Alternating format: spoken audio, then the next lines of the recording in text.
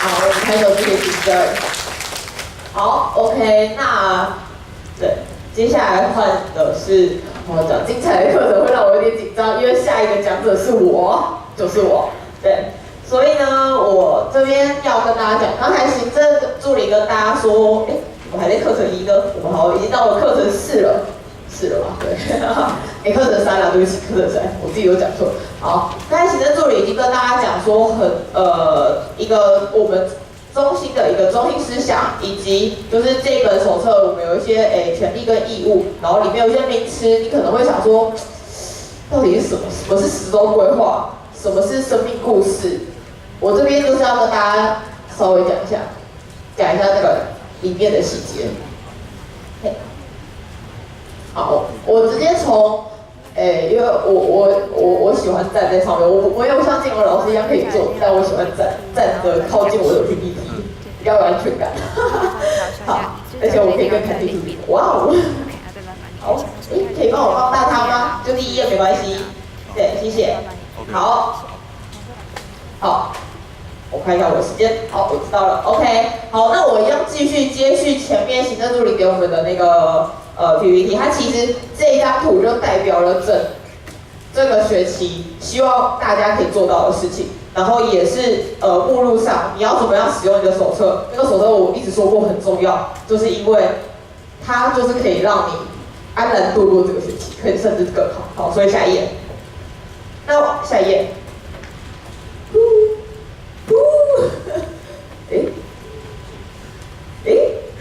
下一页。怎么了？发生什么事情了？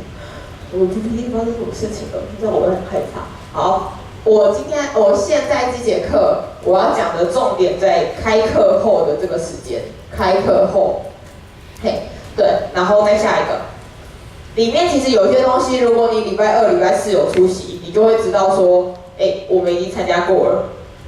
我们可以给我们的可爱的小 V 一点点时间，然后我就用嘴巴讲就好了。OK， 我这个学期不是这个学期，我这一节课我就是先讲主要2个东西，一个是10周课程规划，一个是关键第1堂课。对，10周课程规划跟关键第1堂课，这是我最主要在这一节课会讲的东西。再下一个，然后我们今天第一件事情要讲的就是关键第1堂课。对，大家可以先翻开。好，再下一页，直接下一页就好。我待会要讲流程、自我介绍、前测，很快。OK， 第1堂课的流程会有什么？第一个，你要先看座位表，外面我们都会有你的座位表，你未来你哪里你就会坐在哪里。然后确认自己的位置后，把东西放着，书包放好，电脑打开。下一个，第2个步骤，好，领取你的器材，有我们的远距3宝，有什么呢？耳麦。视讯、手写板、耳麦、视讯、手写板，这个是我们模拟开课的时候有讲到，我就不多说。对，不过手写板注意里面有很多东西，还有2、3份东西。好，第3个，到座位上你要开启你的日志，如果你是教育部的，请开启你的教育部日志；如果你是中华电信或元大的，那请开启你的 Teach4 日志。然后呢，要上传你的教案，你辛苦做出来的东西，把它上传起来，然后进入 JoinNet 教室。那就这样，下一个。OK， 那最后大家都要记得调整你的心情，在这边等待，准备好上课，准备见面你的孩子。好，下一页。OK， 那刚才这只是一个简单的流程。那我要跟大家讲说，那你第1堂课，你可能会想说，可是我第1堂课我不知道干嘛，难道我第1堂课我就要开始教了吗？我就要开始教国英数自测吗？没有。所有的一切你都要从认识彼此开始，所以先做自我介绍。第1节课没有要求你要干嘛，就是自我介绍。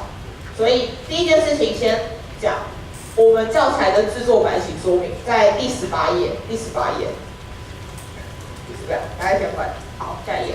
OK， 当你是教育部的同学，我这边快速讲一下教育部的单位有什么。教育部的单位是海星、介寿、寿丰、吉安，大王、颜色合作。好，我刚才讲到的这些单位，你们都是接受，对，我会讲错，你们都是教育部的，对，那所以呢，你们所有人的第一张封面要写下一个计划名称，你们是教育部105年教育部数位学伴计划，105年教育部数位学伴计划，再来。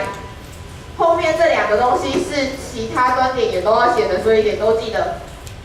你自己的名字，我是教学者，我在辅仁大学。我学习者的名字，我的小朋友名字，然后他是念什么学校，或者他是什么单位。然后第3个，你今天要教的，他的年级，他的科目，你是教国2的国文。好，然后你今天要教单元是什么？那你的日期今天是几月几号？下面 B、C、D、E、F 都是全部人都一样，就只有 A 是不一样的。好，所以下一个，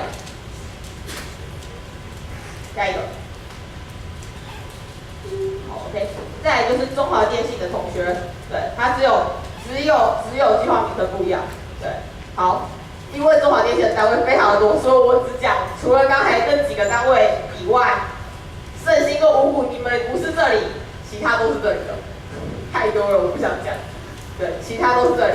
刚才念的那些单位以及圣心和五股，除了这几个以外，你们都是中华电信。好，那后面就都一样啦。OK， 下一页。这是一定要的哦，封面一定要这样哦。好，元大的就是圣心以及五股，那你们的名称就这样。好，然后后面都一样。OK。偷偷讲一下，我最后会有一点要考大家回答出来，不回答我们就从头开始教起，要记得哦。好，第2页教学进度，这是基本版型，有点枯燥，可是一定要知道。你今天你要教什么？你第一个如果是国文，你要这样子，先复习，先干嘛，再干嘛，再干嘛，再干嘛，然后最后要有个问题时间，你要确定孩子到底今天的成效是如何，所以把今天的一个进度写出来。下一个，也可以让孩子先大概知道一下，你今天会教些什么东西。倒数第2页、第3页、第4页 ，OK， 无所谓，就是倒数的这几页，你要做一个课后复习。那课后复习的话，你就把你今天的问题问一下。你可能想说好，我没有准备，那没关系，那其实很简单。你第一个问题就说，我今天上了什么？第一个问题就问了，我今天上了什么？然后孩子回答出来就回答出来，回答不出来的话，那就赶快跟他讲一下你今天到底上了什么。第2个问题就说，就是可能你今天讲这个鸿门宴，那你今天有讲司马迁，那你就随便问一个问题。第3题也是简单确认一下他今天到底有没有听到你的课，或是听进去你的课。对，这是一个简单的小策略，让自己记得。然后呢，记得你可以在日志上填写出来。因为我们在日志上常常会说，今天孩子好棒，但是他到底棒在哪里，你不知道。所以当你有个客观的，你把你的题目列出来，然后孩子回答状况，他对还是错，把它回答出来，在你的日志上做一个填写，这样就可以了。下一页。好 ，OK。在最后1页是参考来源，对，那因为我们有智慧财产权部分，所以呢。一定要注明参考来源，包括我们这边提供的任何一个教材，像是下午会教大家说那些教材是可以去哪里搜寻。那我们这边有提供任何一个教材，都要把它写出来，对，因为也是尊重那些提供教材给我们的书商，然后尊重这些网站的制作人，这样子。好，下一页。OK，但是你中间可能还是会截取一堆图片，你总不能全部后面列了一堆网址，然后大家也不知道你在说什么，所以你只要有网络抓图。Next， 下一页，谢谢，像是这样这么可爱，就要请把这一句话写出来。图片引用自网络公开下载，仅作为本计划使用，不为盈利用途。所以大家如果眼睛有一点力的，有发现我在右下角这边全部都有这句话，其实没有很难，大家可能想我该不会每页都要打这个？就从头复制贴上到最后嘛，不会很难。或是你直接那个 PPT 有叫做图片，先把它从头复制到这里就好了。这是一定要的哦。好，是有声音的吗？有好 ，OK， 我是觉得我好没声音。OK， 那当然后面你会想说，那我自我介绍到底要介绍些什么？然后我还可以讲什么？我们总共有1个半小时的时间。然后我还要讲这么多，怎么可能讲得完？如果只是自我介绍，如果可能像我，就是如果刚开学上课，老师叫我自我介绍，我就说大家好，我叫吴家安，我生日9月，我天秤座，我兴趣画画，就这样。那这样讲1.5个小时很难呐，对，所以教大家几个小技巧啊，大家也可以做自己可以做的。好，下一页。OK， 封面不用说了，就是待会要说的。教学进度也不用说，就是刚才有讲的。再来认识彼此，好，这个很重要嘛。对不起，先回来，不用按这么快。我说下一个，再下一个，谢谢。认识彼此。第一件事情很重要哦。你科目虽然我们团队都有，今天大概中午的时候会提供跟你说，你教的那个小朋友的年级，他的科目以及他的版本。我们都会跟你说，但是有可能难免有错误，因为毕竟我们的学习观点非常的多，所以多少有一些错误，所以请跟小朋友确认一下，你学的是国文翰林版吗？可是有一些年纪比较小的孩子，或是他们对于版本没有概念的孩子，他不知道怎么说，那你可以问说，请问你的第一课是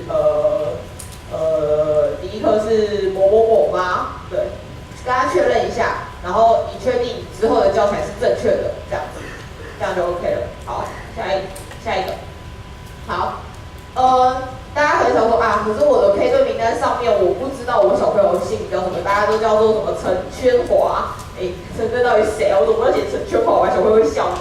然后一样中午的时间，我们会小组长会告诉你们每一个孩子的特色以及他的全名，所以那时候你就会知道，然后把你自己的名字跟小朋友名字写出来，那你这样的话，其实小朋友会对你感觉要有一点点亲切。原来老师知道我的名字，但是不要写成圈话，他会笑你，对不对？对。那如果你今天有朋友不在这边，他要补课，但是因为这一个小朋友的资料我们不会把它放在网络上，所以请直接私下跟组长要，这样子。好，下一页。好，那自我介绍当然都要自我一个介绍。做一个白板式的介绍。那我们比起在这样子1对多的课堂上，好的地方是，我们是有一个小白板可以用嘛。我们的 Joinex 如果大家都有听过的话 ，Joinex 有个白板可以用，那我们就可以在这边写出来你自己的东西。你可以先准备好，好，下一个，像是贴上自己的照片不要放证件照。有点丑，我自己就不喜欢证件照，还要勾耳朵，然后刘海要拉起来，我觉得丑的跟什么一样。不要，你就放你的生活照，你觉得最贴近孩子的照片，或者是一种很好笑的照片，让孩子觉得你瞬间觉得你好亲近哦。OK， 随便，再下一个。好，专长、兴趣、个性，然后你可以把它写出来。那这是一个基本，但是请大家写正向一点，不要写说我很会喝酒，酒量超好的。会喝酒，天哪！不是说你这个不是你的专长，而是孩子我们法律规定18岁才可以喝酒，你不要讲会喝酒，然后小朋友说，那我们来拼嘛，卖啦，这样你后面就很难做事，到时候他会说，老师我待会不会喝个酒啊？不要，写正向 ，OK， 就是对，这个应该不用很难理解吧？好，下一页，下一个。好，再来就换小朋友说，你就给他一个表格，你可以自己设计，说你直接你想要就基本资料也可以，也可以写个星座什么的，你想要知道他什么资讯，你就把它写出来。然后呢，下一个 ，OK， 像是这边你就是都写出来，然后因为他就直接写嘛，他就可以直接在白板上写出来给你看，或者打的也 OK， 或者他用说的也 OK， 看你用什么方法，这是你自己决定。下一个。好，你可能会注意到，为什么会要英文姓名？为什么要绰号？那当然就是为了让你更贴近小朋友。不过，如果你今天不是教英文，我是觉得也可以不用英文啦。对，但是如果绰号的话，你可以更贴近小朋友，他不一定要叫你老师。其实像我很喜欢叫请我的小朋友叫我安安姐姐，对吧？就叫我安姐姐就好。我会觉得比起叫我老师好多了，我年纪也才20几岁而已，我不要叫老师啊，好老的感觉哦。对，所以就是。大家的想法可能跟我差不多，就是给他一个绰号这样子。好，下一个。好，再下一页。好 ，OK。那在认识彼此，我们一些基本自我介绍完后，可能就想说，那那我还要介绍什么？好，这里给大家一些小建议，可能你们如果自己有其他想法也可以哦。下一页。好，就是你可以介绍一下你要教的科目。对，这是什么科呢？数学科。对，你可以介绍一下你的数学科。就像前面金龙老师有说，这些孩子不一定觉得他自己需要来，或是他会觉得说啊，就是他这是来也不太喜欢数学，他干嘛还要听了8节课的数学，我要听第9节，我干嘛啊？所以你要先试试看，可以让他怎么样喜欢数学。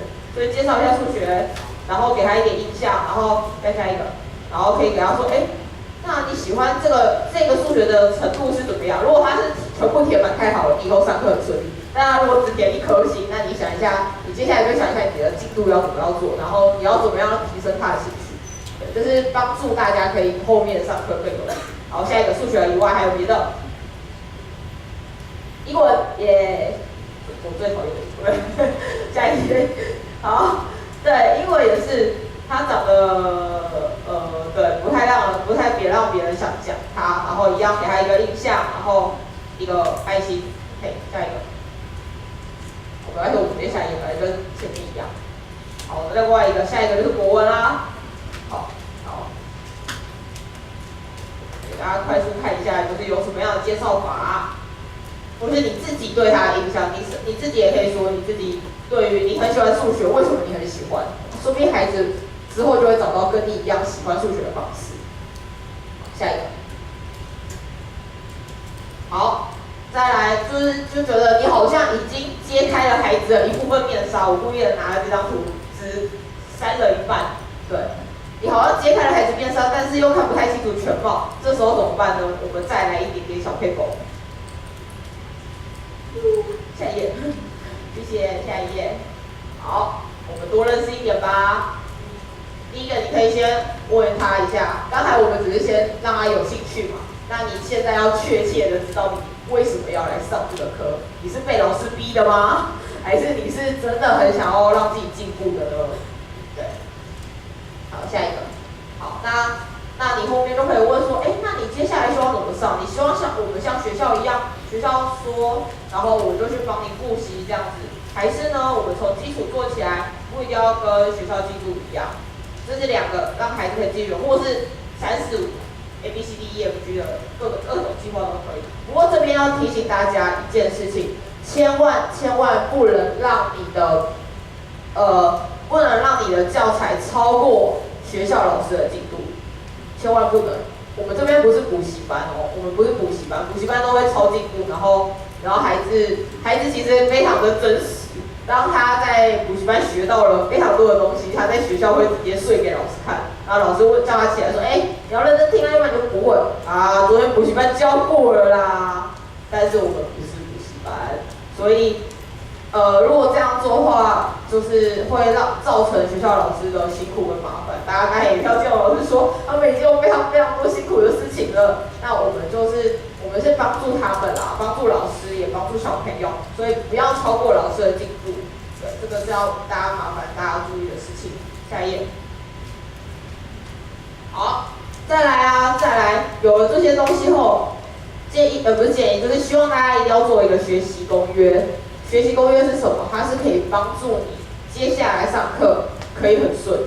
因为你先把规则定好了，就像班级公约一样，不要迟到，不要干嘛，不要睡觉，不要玩电脑，不要，就是很难过啊，可以用有趣一点的说法。然后呢，在这边也是提醒大家，因为孩子其实他已经上了一整天的课，大家以前也上过这么多的课，也知道还要再上晚上的课，一定会很累。所以当他真的想睡觉的时候，你不用逼着他说，你给我起床，你可以不认真听，孩子其实心里很受伤，他真的不是不想听你上课，只是他真的很累。那你就可以适当给他一点休息时间，不是让他下课可能跟他说，好，那我们拍一下，或者姐姐说这个笑话给你听，我们先不要听，上课那一定会睡不着。给他一点时间，让他沉淀一下，再继续。下一页。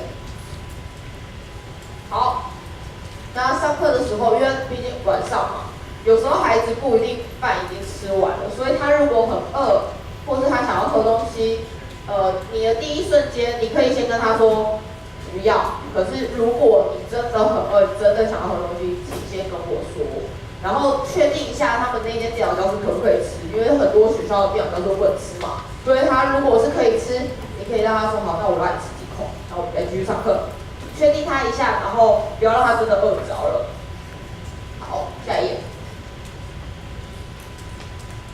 OK， 那每一节上课，因为毕竟我们一个礼拜才一次上课，其实孩子他每天一个礼拜大概上了40几节课，可是你只有上1节，所以他其实不太会记得你上个礼拜上了什么。所以你可以一开始的上课，你就会帮他做一点小复习，对，小复习。所以请他上课的时候要听你说话，或是叫他拿笔记本写一下，课本也可以写一下。要不然孩子如果只是听你说，然后你就说对不对？对，是不是？是。好，那你听懂了吗？他到底听懂没？不知道。对，所以这个部分你就可以让小朋友自己写出来。然后呢，建议大家一定要问你，刚才有说嘛，最后有一个最后的总复习问题，但是呢，你前面其实在中间过程中你都可以一直问。就是你刚才不要只问对不对哦，他只会跟你说对或不对哦，但到底是对还是对也不知道。可以直接问说啊，那个到底那个谁谁谁是谁？哦，司马迁是谁？他是做什么的？把它清楚的说出来，这样子。好，下一个，下一个，好，对不起，过了。好，那中间呢，你可以就是参加笑话，参加一些东西。那不过你可以跟小朋友约定，如果你越认真，我愿意花多一点时间跟你讲一些故事。跟你开一些玩笑，或者给你开一点影片是 OK 的，但是比较多。但是当然也要跟孩子说，有讲就成嘛。孩子如果一直就是这样的话，那你也跟他说，那我们分享的东西就会比较少。对，就是让他知道，这件事情你来这边你是认真的教学，那他也可以拿出他的态度来去应对你的教学。下一个，好，再来呢，下一个是我们的承诺。可是你会想，学习公约完后又要我们的承诺，它到底有哪里不一样？刚才学习公约就像班级公约一样，大家的东西都一样，标准是一致的，差不多不会变化多多。可是呢，承诺这件事情，我们的承诺是我跟孩子一起定的，就像刚才行政助理带着大家去承诺我们这学期的课程，你跟你的孩子也可以去做一个承诺，你承诺他，请他上课不要怎么样，然后因为这是一个尊重，这是一个你们自己之间的约定，那你们可以怎么做？这个就是由你们自己决定，这只是一个参考，只是你们可以自己决定。下一个，好，那当然你可能刚开始上课，你就想，就是你有一些期待，你对这个孩子有一些期待，或是你有一些认知，你很想要告诉孩子，希望他可以达到什么，你可以把它写出来给孩子，对，写出来给孩子。让他知道你有这样的心，然后你希望这个学期可以跟他一起过得很开心，这样子。下一页，好，大家就一起为这个学期做一个祝福跟准备。好，下一个，好，准备好开始上课了吧？下一页，直接上课了。下一页，好，谢谢。好，最后就是参考来源，一样就是这是整个流程，这就是教学进度的地方，可以写到就这样，完整的就是这样。好，下一个。好，如何制作再次见面的自我介绍 PPT？ 这里在座刚才有看到有举手，有一部分是再一次会见到你的小朋友。如果你今天下一次对到的还是一个新的小朋友，那就用同一个方式。如果是再一次见面的，你可以怎么做？我讲很快，所以如果听不到，我们这个 PPT 都会上传在抖音上。我们可以回去下来看。好，我就快速讲哦，因为这个我就快速。好，加入姐姐帮我快速，直接快速压下去。好，封面学教学进度，聊聊近况。你暑假在做什么？嗨，大家好。然后说说你自己最近的状况，然后也叫孩子说说自己的状况。对，然后我可能去动物园玩，再下，可以再下。然后可以问问他最近又怎么样，他最近的状况呢？你最近发生了什么事情？快乐的事情、难过的事情，什么都可以。反正你们已经是认识的关系，那你要怎么样对待你的朋友，就必须这样说。那上课的方式，不好意思，上一页可能稍微重要一点。对这个东西，那因为你已经是一样的孩子了，那你就可以跟他确认一下，我上学期教的方式你习惯吗？你 OK 吗？你这学期想要继续吗？或许他国2升国3，他国3想要变成总部级，他不要再跟学校进步 ，OK， 这是没有问题的。你跟他再做一次重新的约定，再继续上课会比较顺利。下一个，好，那一样公约承诺小学班的话，我们一样还是可以再重新做起，因为毕竟过了一个寒假一个暑假过了这么久，大家可能忘了差不多。好，下一个 ，OK， 那一样要参考来源啦。好，下一个 ，OK， 再来我们就进入到了前测。好，关键第一堂课里面有个前测这个小东西，这个东西到底是什么呢？这个东西其实，抱歉，我还在前测是什么，没关系，我只是要讲这件事情，它是一个很特别的东西，它叫做我们上课前的一个小小的测验。那它的目的不是为了看分数，不是为了考试，而是让你得知说这个孩子的程度在哪里，这孩子的程度在哪里。对，他可能他今天是国2的学生，可是他可能程度只有小6。但是你不知道，所以你借由给他一个前测的是，我们待会会告诉你可以去哪里找这个东西。你给他一个前测，让他得知说，让你得知说，你接下来你可能要从小6的进度开始上起，还是你要从国2的进度开始上起？要不然到时候他在学校上的一定是国2的进度，可是他可能从头到尾都听不懂，然后晚上进到你们的教室后。你又继续上国2的进度，他还是听不懂。那他这个学期可能结束后，他最后真的就是什么都听不懂。所以你搞清楚他自己的程度到哪里后，然后再去慢慢的教。你甚至，如果你最后发现，孩子真的听不懂一个算式，假如说 a 加 b 等于 x， 他这个 x 平方好，这 x 平方他从头到尾都搞不懂，你教他一整个学期 x 平方都没关系。可是一定要让孩子去尽量的学，尽量的知道你在说什么，这样子。前测是帮助你的一个方式。下一个，好，那前测下载点呢，就是一样进入我们的短网址。那在大家的那个小绿本里面有，我已经忘记一页了，对，那我们再去看一下，对，或是有另外一个小方法。就是我们可以到我们的官方网站，你直接 Google 查台湾偏乡教育关怀中心，或是打辅大偏乡中心就可以了。辅大偏乡中心里面的执行成果，里面的教案教材，下一页就可以连接到我们这里有很多的东西，像是短网址，以及底下其实还有我如果不给大家看，底下其实有很多教材可以使用，可以参考。对，那短网址点进去后。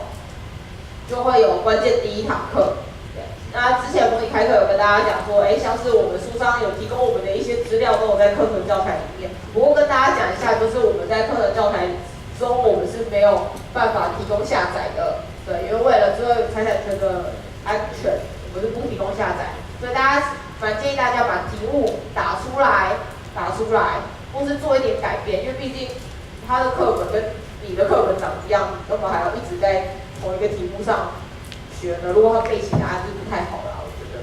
好，然后所以可能我们现在回到刚才说的，我今天是关键第一堂课，所以关键第一堂课，下一页。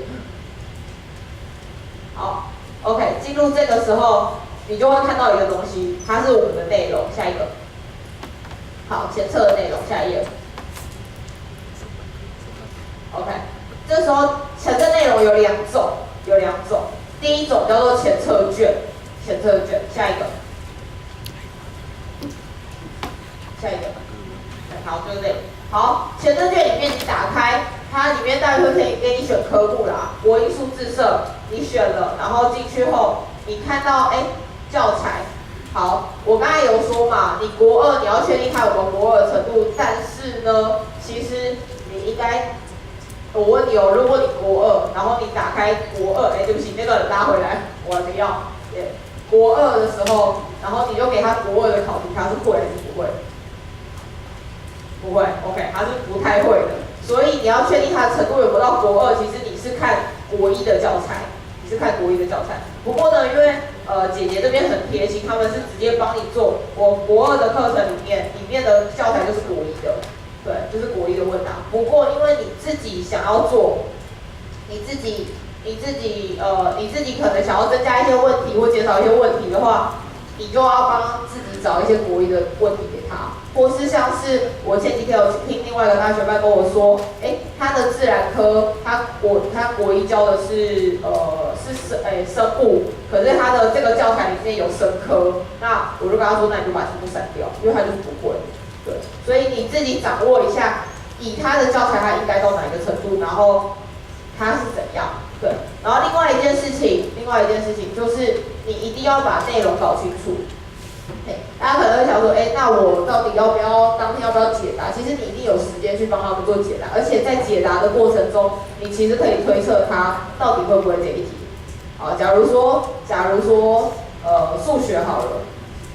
你给一个小5的小朋友写数学，你发现他的计算题答对率超高，可是他应用题错了一塌糊涂。这时候你在帮他解题的时候，你在解题的时候不要你自己噼里啪啦直接把答案讲出来，而是你一个一个带，你就看他的算式，好，算式都写对，可是为什么最后写错啊？他单位写错最后的加法加错，那他代表他可能是个比较粗心的孩子，那你大概就会知道说，好，你之后应该要怎么样去应对他的粗心这件事情，或是你可能想说，他应用题也是错的一塌糊涂。可是我以前见过这个孩子，一种孩子就是，如果单元上面写除法，然后他在那个应用题里面看到2个数字，他就随便把这2个数字除，反正大的除小的就好了嘛。OK， 可是实际上你那个题目可能是告诉你是一半，然后他就给你2除1，对不对？他就可以3除1，他可能前面有三个人要去分一半的蛋糕，然后怎么分，然后他就给你3除1。因为他只看到3跟1这2个数字就去除，对，那代表他可能在这也是粗心上啊，就是他在阅读上面他没有很愿意去花很多时间去阅读，他可能很急，那这件事情你也可以去帮他处理，对，或是他可能就是单纯的阅读理解不好，他看不懂一半就是1/2，类似这样子，那你可以要怎么样去做？这个就是一个你可以帮他去做，然后前测有的一个目的。好，下一个。OK， 我只是想要大家回答我一下问题。今天教的是小4的同学，你里面的教材应该是几呢？可以指出来也可以。然后是1、2、3、4、5、6，好，3等等，我看到有人举手了，很好，就是3，对，就这样。OK， 我只要确定大家都知道就好了。好，下一个。好，前测的第2个部分就是我们的前测评估单。大家可能在刚才有记起来这些东西，可是呢，你可能没有办法一下子就知道，内容是什么。所以前测评估单在这边就是一样的地方去下载起来。下一个。好，你第1个部分你就会把自己的名字写上去，然后把小学班的名字写上去。下一个。好，然后你就把结果写出来。我们会给你一些选项，你可以比较不会，好像他好像会，但又好像不会，就是一个不知道的概念。那你给你一些选项，让你可以有一个概念可以填。然后结果就是这是一个比较具体的东西，让你可以比较具体知道说接下来你要怎么办。那你后面你也可以回顾，想说啊我要怎么准备的时候，你也可以从这边看。下一个。在 ，OK， 交件的位置，那你什么时候要把这些东西一起上传呢？它在你的第1周上课的时候，上课结束后，会请你在填写日志的地方会请你上传教材，同时把这个一起上传，同时把刚才说的前测卷一起上传。那之后你只要回顾你的那个日志，你就可以去点选下来，然后去再看一次，就知道你之前前测的状况是怎么样。下一个，好，小小补充，后测呢不是第1堂课，是最后1堂课。但是呢，这个东西我们没有准备任何的教材，因为这个学期到底你上了什么东西是只有你知道，我们从来不会知道。所以后测是你自己准备题目给孩子，你把你这个学期大会集给他，然后再填写这个后测卷。那后测评估单其实就跟前测评估单是同一张单子，你就下载同一个就可以了。然后最后一样，后测跟评估单一起上传。好，前测大概就是这样，有人有什么问题吗？有问题想问吗？好 ，OK， 那我们下一个。好，OK， 我本来想要增加，不过没关系，下一个还是没有讲的，不好意思。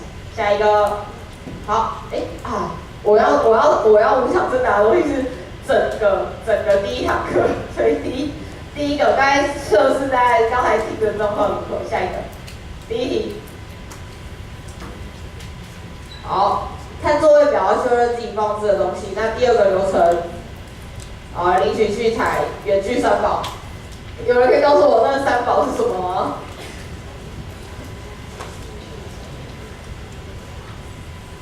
有要回答吗？没有要回答，我要直接指明哦。我刚才第一节课学到的东西就是季柔老师的那个直接数第几排第几个，这样比较快。然后后面那个哥哥帮我递一下麦克风。好，那没有人要回答，没有人要主动回答，我直接点了。那我要第6排第5个，这一个的第6排第5个，1、2、3、4、5。好，黑色 Nike 帽的同学，1、2、3、4、5、6。嘿，黑色 Nike 帽，你最前方那位。对，好，可以告诉我答案是什么吗？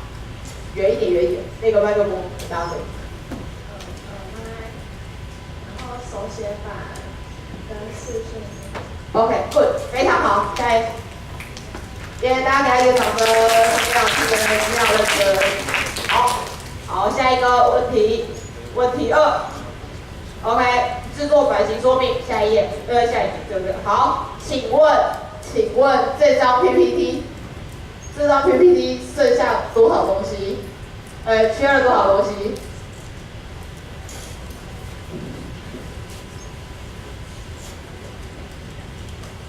大家可以看一下哦。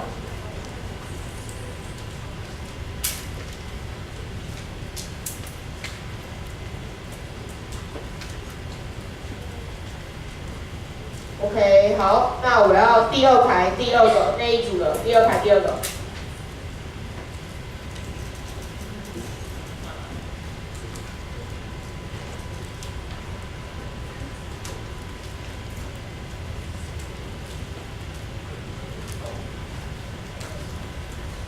就名字吧，就是他的，就是大学班跟小学班名字，他们2个之间的学校。答对了 ，OK， 可以，好，大家都非常的棒。那我直接跳到10周教学规划，往下。因为时间关系，我们可能要快速的，再往上一点点，第60，对 ，OK， 60页，好，刚才这样代表大家的第1周的状况都应该理解了，请大家准备好下个礼拜我们好好的讲。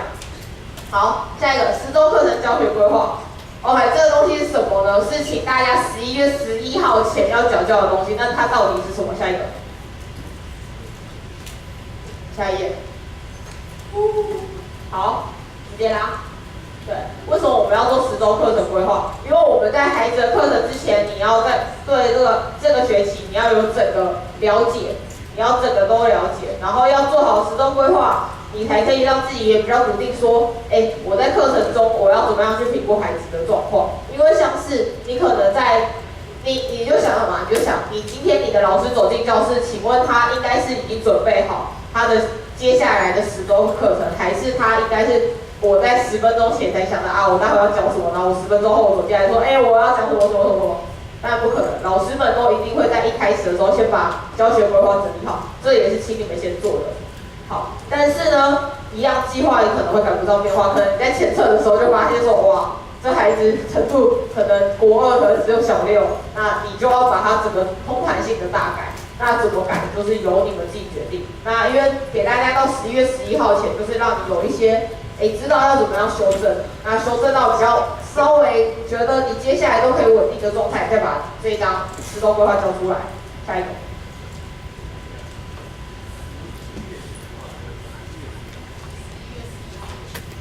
11月11号，好，然后 OK， 那它里面会有一些东西给大家看一下。OK， 10周课程，10周，前一个，对不起，前一个，好，10周每一堂课的主题，你可以先把形式力先看到，然后你可以上面会知道说，有什么样的课程，甚至哪一天停课，你不要把停课的课也排出来哦，因为排出来你根本就没有办法上课。然后孩子什么时候期中考、期末考，你可以帮他做手复习，然后老师给的一些状况，你去写出来。然后节奏呢，节奏的话其实就跟下一个。好，节奏的话，其实你就是那一天上课你会讲什么？你可能当天上课，我们总共2节课，中间休息10分钟，这样总共1个半小时。然后时间都是集体固定的，所以到时候前面会有代班老师跟你说，某某单位五股单位的你们已经下课了，请跟小朋友说休息10分钟，然后10分钟上课，请大家统一上下课，不要自己前面就自己休息。直接让孩子离开，因为当一个孩子离开，他可能会影响周遭的所有孩子全部一起离开，对，那就非常可怕。好，所以大家请集体上下课，然后呢，对，对不起，回来，对，好，然后有一些时间上的一些分配给大家看一下，可以让大家寒暄，聊一下天，然后进行短读，然后呢讲一下复习一下上周的东西。然后再进入课程，然后最后做一个复习，然后再聊一下天。好，可以多聊一天没有关系。OK， 那依据实际状况你自己调节奏，这是你可以做到，不用把自己的 PPT 一定要上完，你孩子有没有懂你最重要。下一个，下，好 ，OK， 好，这个我快速跳过好了，就是你整个10周你可以主要规划，第一个是你的前奏嘛，自我介绍，第二个就是中间的上课内容，然后去做调整，最后呢就是后测，然后回馈他，以及跟他说下学期我们再加油，加油。好，然后这是一个范例，那这个在大家的第15页就可以看到，对，就是一个简单的范例，你可以这样怎么样写。